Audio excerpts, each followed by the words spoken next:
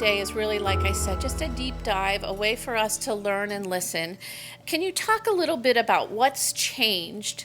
You know, has children's mental health always been an epidemic, or why is it now so risen to the surface? And what are some changes that might be contributing to this?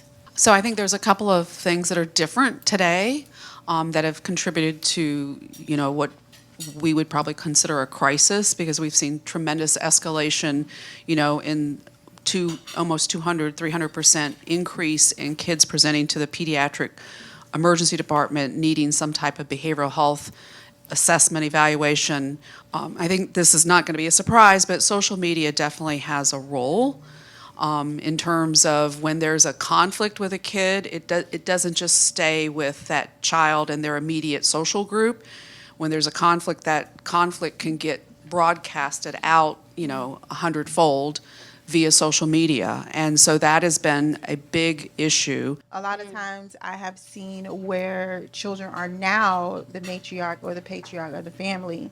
And so they have to take on that adult role in their young lives to take care of their siblings while mom, dad, or grandma or the caregiver is caring for them.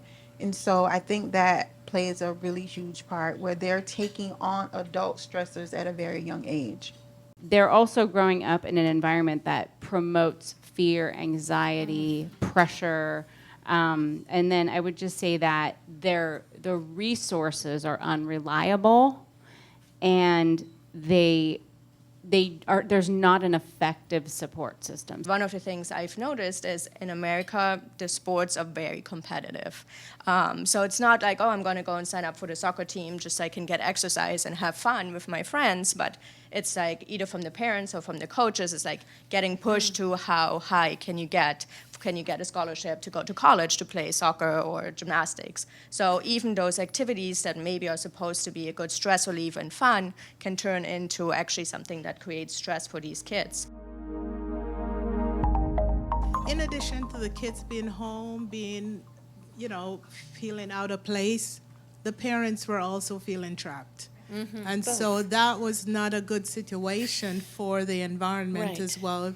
They weren't able to provide the kids with the support because they felt as if they were also, in that situation. Yep. So that didn't help.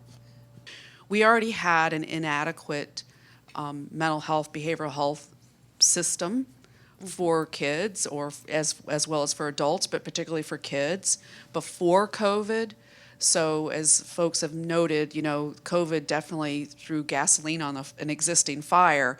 So as we're coming out of COVID and going into a new normal, whatever that means, there's just significantly increased demand without resources to then fill that need. When I think about COVID, the number one skill for Broward schools that most students need support in is social awareness. Mm.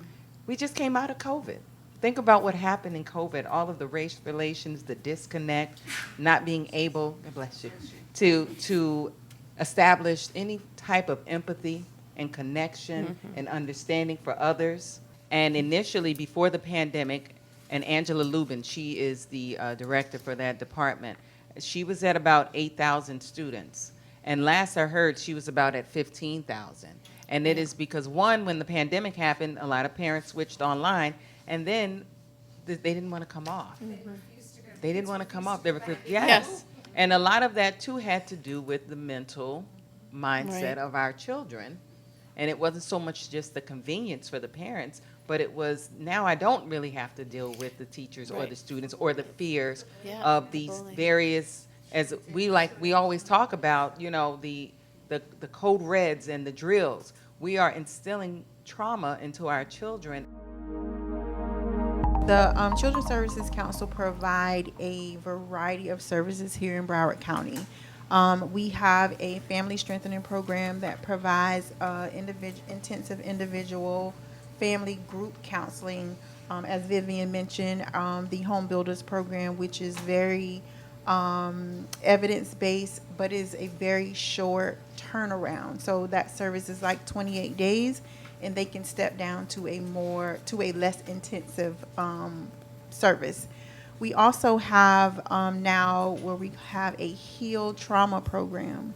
We have a variety of programs that can help the family, but the issue is being able to get the resources out in the community the best way possible. Because right now it's through word of mouth or through another community agency that we provide funding for. Most families are connected to their pediatrician, so it's a great place to begin to open the door to conversation. So really training up pediatricians to work with low to moderate risk youth is a perfect partnership. Some communities, larger communities like in, I believe, Cleveland, New York City, they have what's called urgent care behavioral health facilities, where instead of a child, the challenge with the schools is the schools are Monday through Friday, and typically the kids get out of school around 3 o'clock, and that's when we start to see these kids in our emergency department.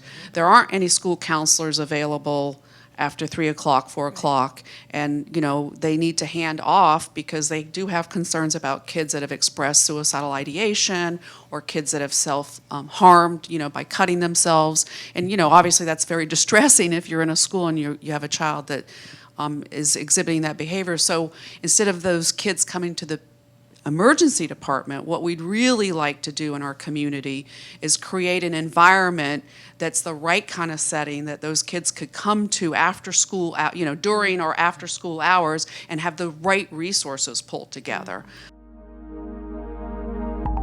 So I know at Joe DiMaggio we try to really actually screen every child that comes through the emergency department, whether it's for suicide or not, for suicidal ideations. One of the things that I try to sometimes teach, or at least tell parents that is an option as far as going back to all the social media, I came across a nice pledge that's available that's called Wait Till 8th.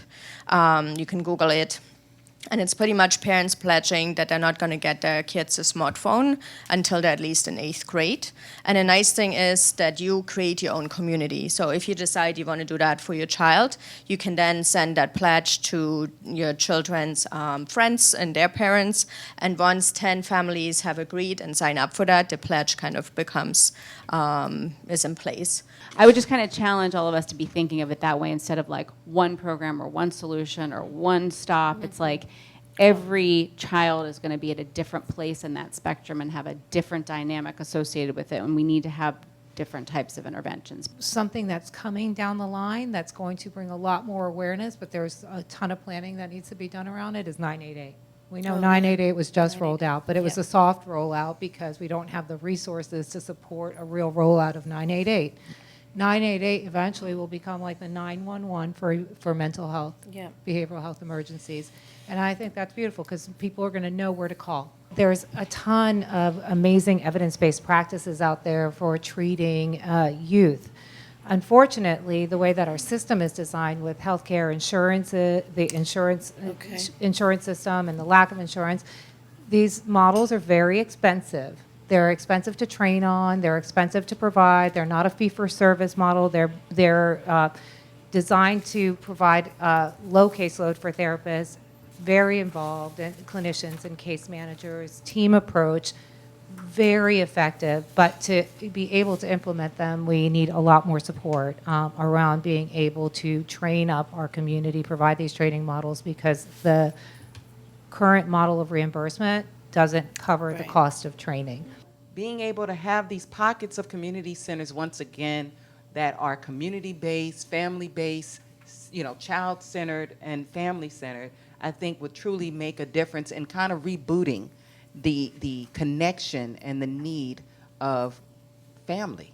There is hope. I think a lot of it is getting back to basics. How do we help families be families, and to help our kids feel safe and loved and nurtured? And how do we reinforce good behavior?